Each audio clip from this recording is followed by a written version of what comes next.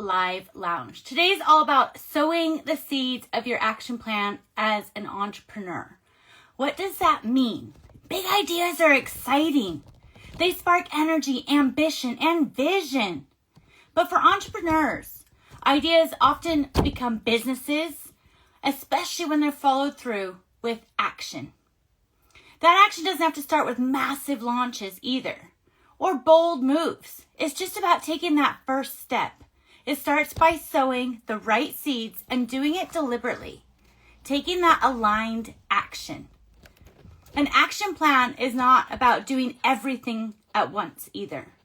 Many entrepreneurs stall because they think an action plan has to be perfect and complete before they even begin.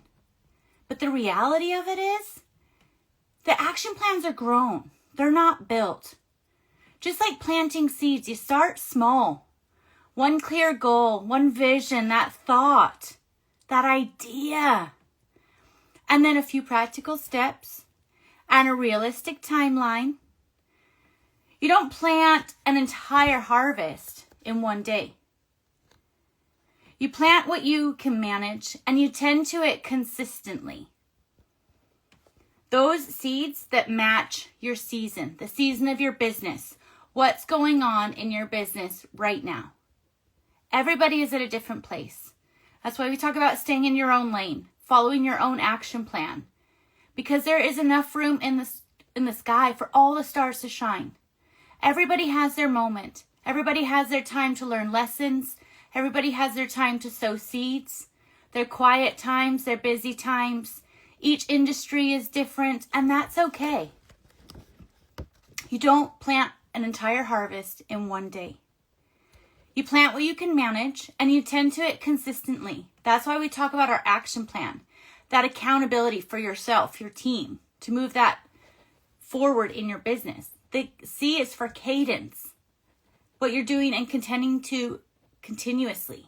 That T is that timeline, action plan.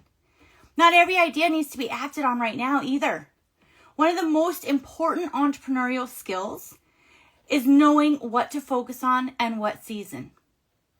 And that's up to you as the owner of the business. That's up to you as an entrepreneur. What season are you in right now? What is the one thing that's important to help you work towards that vision, that grand plan? So ask yourself, what will move your business forward in the next 30 days, 60 days, 90 days? What do you actually have the time and the resources for right now? And what problem is your business solving first? What problem is your business solving for others? Strong action plans are selective.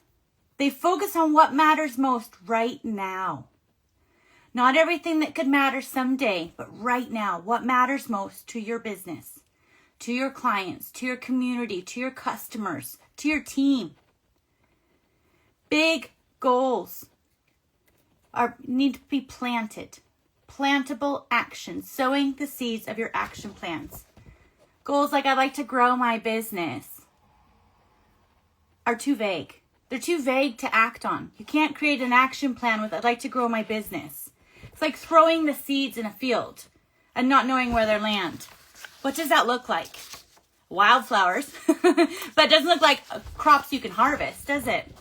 So instead, break those goals down into clear actions that you can actually do. Reach out to 5 potential clients each week. That's manageable. 1 each day. Publish 1 piece of content consistently. Even if there's only 1 day that you publish, whether it's a newsletter on LinkedIn, whether it's a blog, whether you have a podcast, whether it's just sending a newsletter or an e-blast to your community that you have as an online resource. Maybe you just post on your social media 1 day a week. It just has to start with 1. And if you're reaching out, whatever your goals are, but it's putting that into plantable action, you're grounding your goals. Improve 1 core process at a time. If you're trying to improve your business, what does that actually mean? Maybe you need to improve the client journey, the welcome procedure, the thank you procedure, having clients come back into your business. Testing one offer at a time instead of building 5. What's one offer you could start with as a service or a product that you can serve your community? What's one problem you can solve right now? Focus on that one thing. That's how you start to sow the seeds of your action plan. That's how you start to really plant them. These are examples of seeds you can plant today. Reaching out to clients, creating one piece of content, improving one core process, testing one offer at a time. They give you something concrete to work on. And you can measure it and you can adjust it. You can chat with your team about it. What's gone well, reflect. And then maybe tweak it next week and try again. Consistency is the water. It's not just the intensity. If you overwater a plant, it gets flooded. But if you water it a little bit every day or every week, that's when it starts to nurture and grow. Think of the elements outside. If everything is sunny every single day, the plants don't grow properly. If it's too rainy, they don't grow properly. So it's about having a little bit of everything. And that's how you nurture those seeds. That's how you look at with the consistency rather than the intensity of one thing. You have the consistency of trying it, working on it, measuring it, adjusting it. You know, so many times entrepreneurs rely on just a real burst of energy and a real burst of inspiration and motivation. And that's where you get those long hours, the late nights, the big pushes, and the burnout. Intensity has its place for sure. But consistency is what makes things grow. Consistency is what makes your business successful. Consistency, showing up time and time again. That's those small actions that are done regularly.